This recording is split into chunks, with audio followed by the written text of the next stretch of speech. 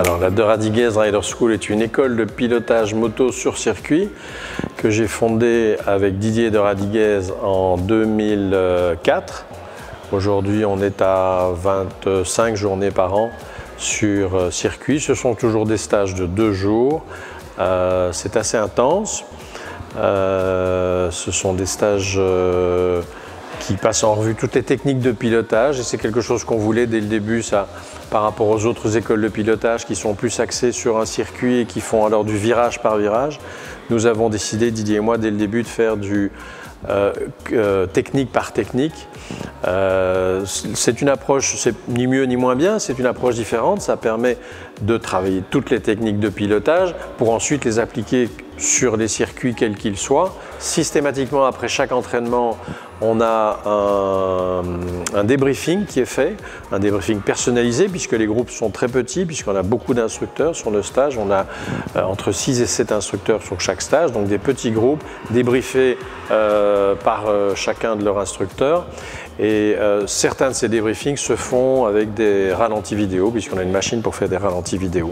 La gamme de clients est très très large, ça peut aller de la personne qui cherche simplement à sécuriser son pilotage sur route, sa conduite sur route plus exactement, à la personne qui veut se perfectionner, qui fait déjà du circuit depuis un certain temps, ou la personne qui débute complètement sur circuit mais qui a l'intention d'y revenir fréquemment.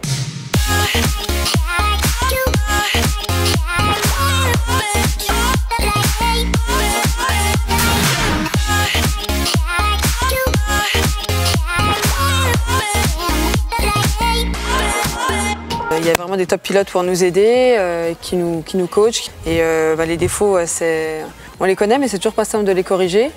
Donc voilà, j'en profite pour prendre le temps de progresser et de m'exercer pour corriger ça. Toujours la même chose. Toujours la même chose, il faut freiner plus tard. C'est presque le mot d'ordre. Accélérer plus fort et freiner le plus tard possible. Voilà. Et puis non, on apprend plein de choses. C'est une équipe sympa en tout cas.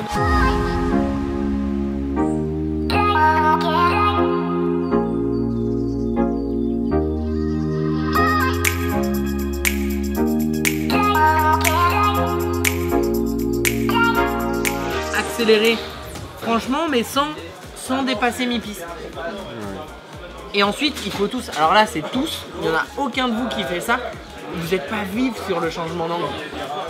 Faut être vif. Pourtant on a l'impression. Hein. Ah ouais mais non, c'est, vous êtes là, dans le gauche, oh, alors. Allez. Et en fait vous avez manqué la corde quoi.